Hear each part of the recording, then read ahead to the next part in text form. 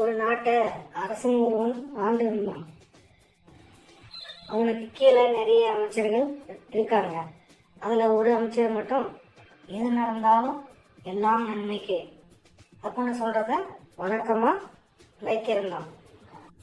ஒரு நாள் அந்த அமைச்சரும் அந்த அரசனும் இருவரும் பேசிக்கொண்டே இருந்தாங்க. அப்போ அந்த அரசன் தன் வீட்டில் இருந்த மாம்பழத்தை ஒன்று எடுத்து வந்து கத்தியால் அறுத்துட்டு இருக்கான்.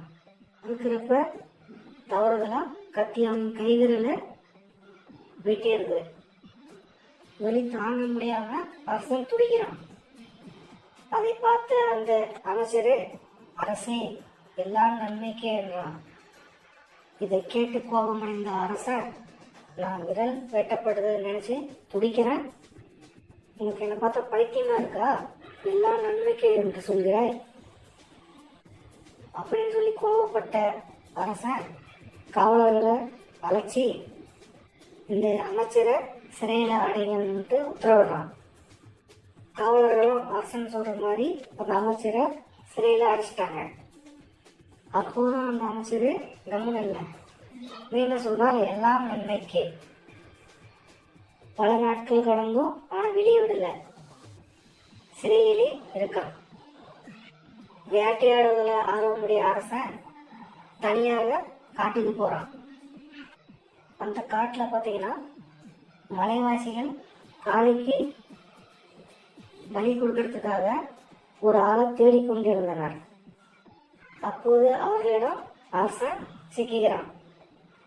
அங்கு வந்த மலைவாசிகளின் பூசாரி அரசனை வந்து முழுமையா சோதித்தான்.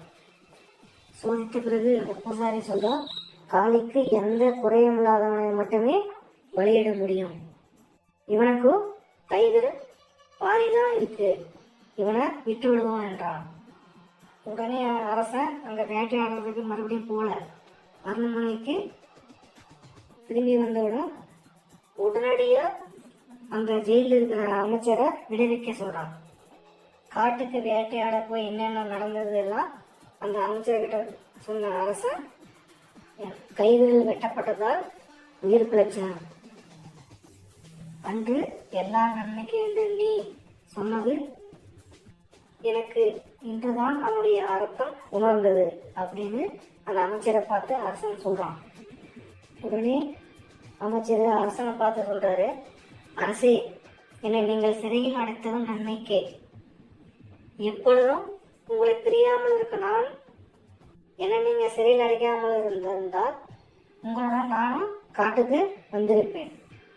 அந்த மலைவாசிகள் எந்த குறையும் இல்லாத என்னை அவர்கள் பலியிட்டிருப்பார்கள். நீங்கள் என்னை சிறையில் அடைத்ததால் நான் உயிர் பிழைத்தேன் என்றான் அமைச்சர். எது நடந்தாலும் நல்லதையே நினைத்துக் கொள்ள வேண்டும். இந்த கடைசிய அர்த்தம். ஒரு ஊர்ல ஒரு எலி இருந்துச்சான். அது ரொம்ப நாளா பட்னியா இருந்திருக்கு. ஒரு நாள் எலிக்கு ரொம்ப பசி தாங்க முடியாம அங்கங்க உணவுக்கு அலைஞ்சிருக்கு. அந்த சமயம் பார்த்து ஒரு கூட்டை பார்த்துருக்கு. அந்த கூட்டுக்குள்ள உள்ளே நுழைய ஒரு சின்ன ஓட்டை தான் இருந்திருக்கு. எப்படியோ கஷ்டப்பட்டு உள்ளே நுழைஞ்சிடான். நுழைஞ்ச இடத்துல பார்த்தா சோளம், கேழ்வரகு. ரொம்ப நாளா பட்டினியாக இருந்த எலிக்கு ஒரே குசி தானா, ஆசையா வயிறு முட்டை சாப்பிட்டு இருக்கு. சாப்பிட்ட எலி குண்டாயிடுச்சான். எப்படின்னா வயிறு ஃபுல்லு சாப்பிட்டு குண்டாயிருக்கு. வெளியே வர எலி பார்த்துருக்கு. அந்த சின்ன ஓட்டையில வெளியே வர முடியாம உள்ளே மாட்டிக்கிச்சு. மாட்டிக்கின எலி ரொம்ப கஷ்டப்பட்டு வெளியே வர முடியாம உள்ளே போக முடியாம செத்து போச்சான். இந்த கதையில நம்ம என்ன தெரிஞ்சுக்கிறோம்னா, பேராசை பெருநஷ்டம். பேராசை வந்து இருக்கவே கூடாது. ஒரு காட்டுல ஒரு நரி இருக்கு. அந்த நரி தன்னுடைய உணவுக்காக இந்த சமயம் பார்த்து ஒரு குழிக்குள்ள விழுந்து விட்டது. குழியில் விழுந்த அந்த நரி யாராவது வந்து தன்னை காப்பாற்றுவார்கள் என காத்திருந்தது.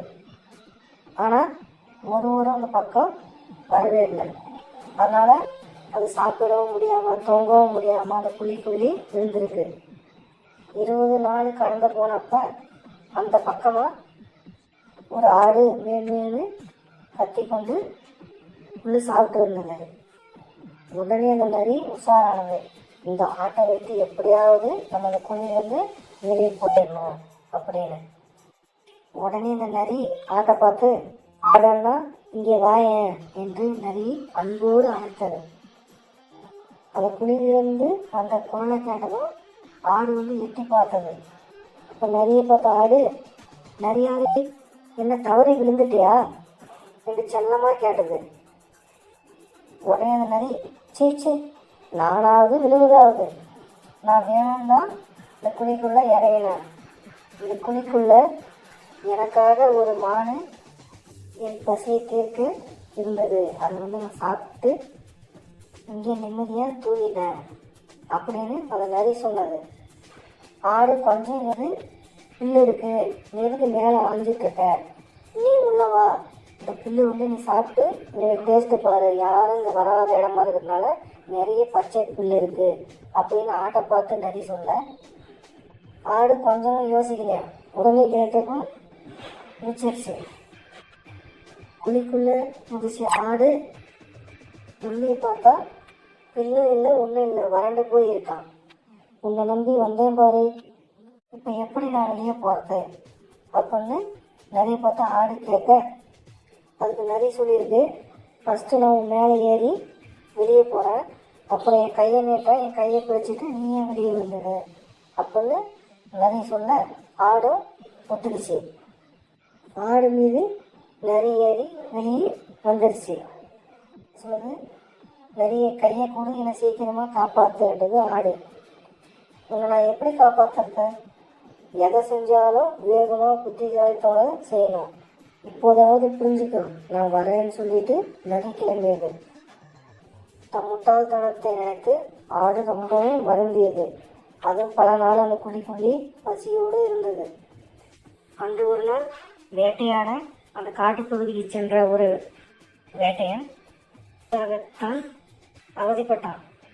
உனக்கு தண்ணீர் தேடி போகும்போது இந்த குழியை பார்த்து இந்த குழியில் தண்ணி எதுனா இருக்குமான்னு சொல்லிட்டு எட்டி பார்க்குறான். அப்போ உள்ள இருக்கிற ஆடை பார்த்து அதை காப்பாற்றி தன் வீட்டுக்கு கொண்டு வளர்த்து வந்தான். நாளடைவில் அது குட்டிகளை என்று 1க்கு 100 உருவானது.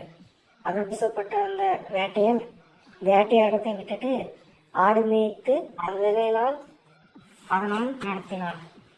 பல உயிர்களை கொன்று சாப்பிடும் வேட்டையன் பல உயிர்களை உருவாக்கி சந்தோஷமாக வாழ்ந்து வந்தான். அதனால எந்த உயிரையும் அப்ப இந்த கதையை கேளுங்க, உங்கள் குழந்தைகளுக்கும் சொல்லுங்கள். பிடித்திருந்தால் லைக் கமெண்ட் பண்ணுங்க. அப்படியே உங்களுடைய நண்பர்கள் வீட்டிலும் குழந்தைகள் இருந்தால் அவர்களுக்கும் ஷேர் செய்யுங்கள். வணக்கம்.